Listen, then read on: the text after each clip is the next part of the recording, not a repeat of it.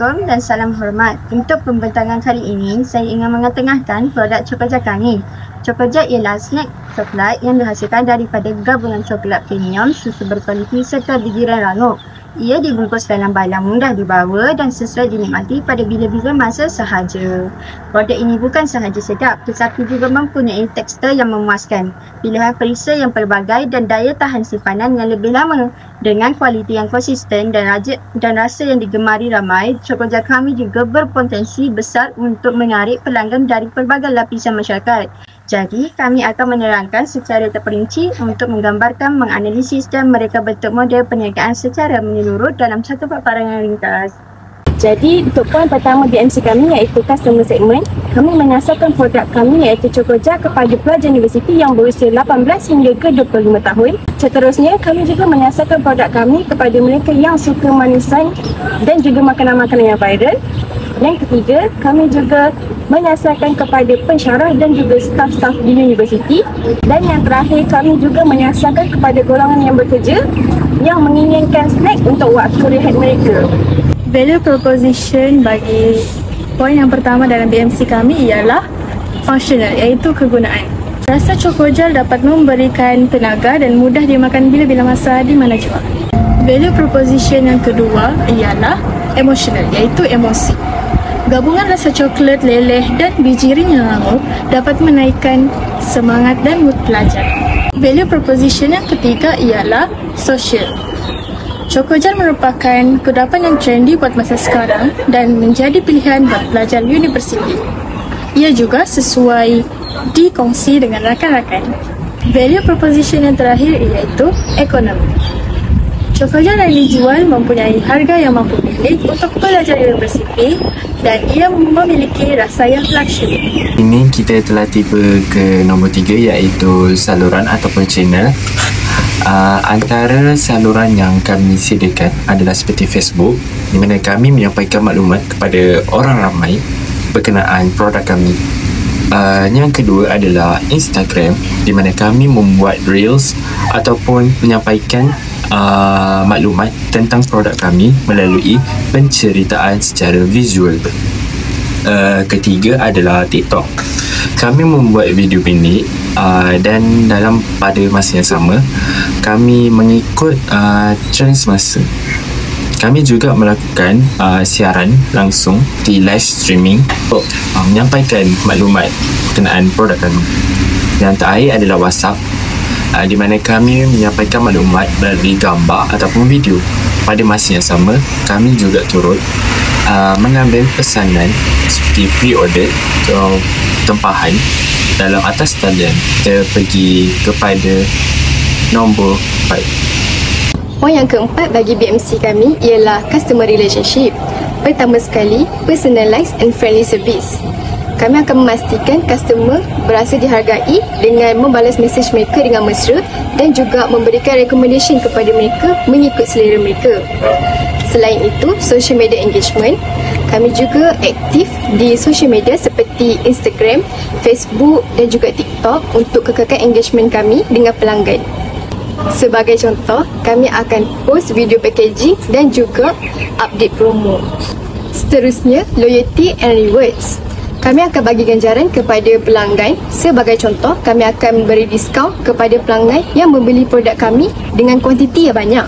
Seterusnya, reliable delivery and service.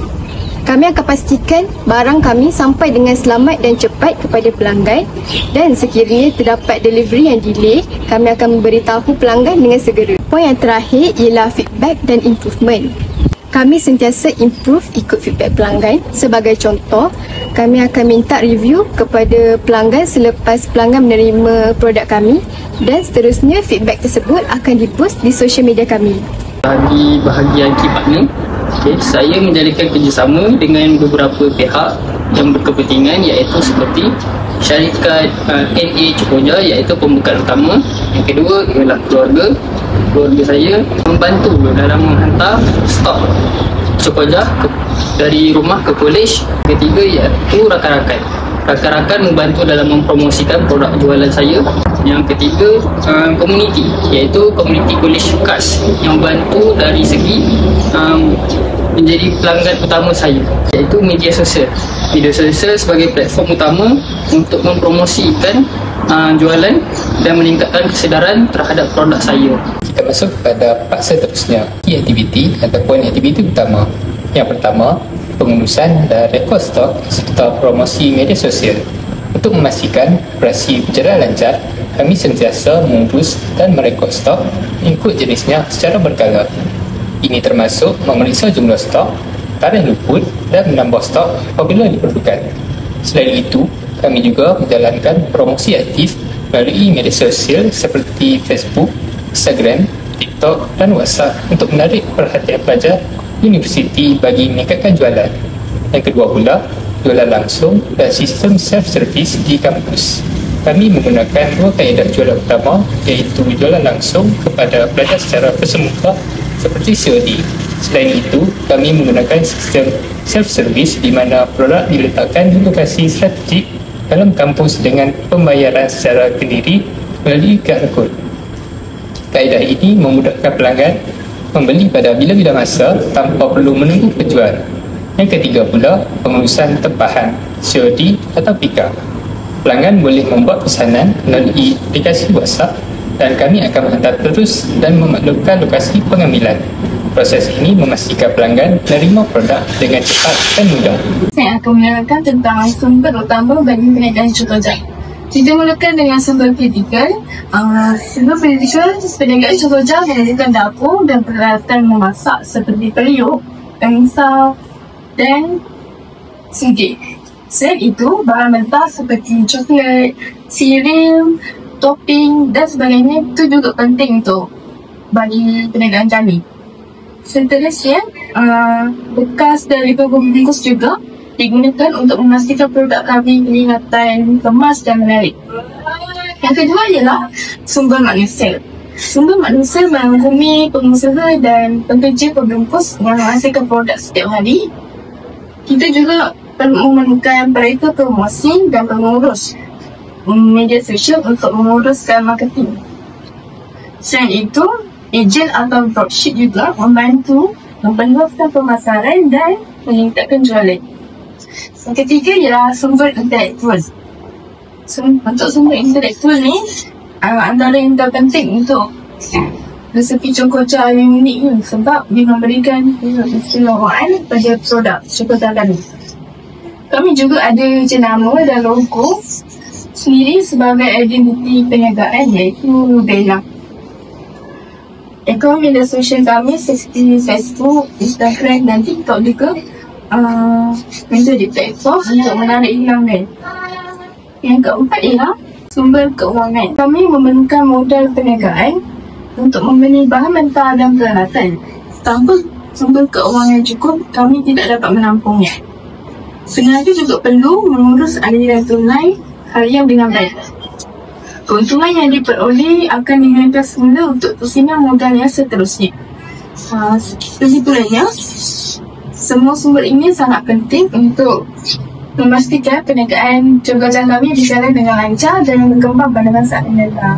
Dalam bahagian cost structure, kami fokus kepada kos-kos utama yang terlibat dalam menjalankan Cokoja ini. Pertama sekali, kami ada kos tetap seperti bil telefon dan juga internet. Seterusnya, kos berubah yang merangkumi pembelian stok dan penghantaran daripada pembekal. Kami juga memperuntukkan bajet untuk bahan promosi serta iklan berbayar bagi meningkatkan pemasaran itu. Seterusnya, terdapat kos penghantaran kepada pelanggan melalui COD ataupun pick-up. Akhir sekali, kami sediakan simpanan kecemasan sebagai modal untuk melakukan pusingan supaya operasi perniagaan sentiasa berjalan lancar. Ini revenue stream. Yang pertama, jualan utama produk Cokoja. Ini merupakan sumber pendapatan utama iaitu daripada jualan balang Cokoja dengan pelbagai saiz dan juga perisa. Pendapatan ini diperolehi daripada setiap kali pelanggan membeli produk dalam bentuk fizikal.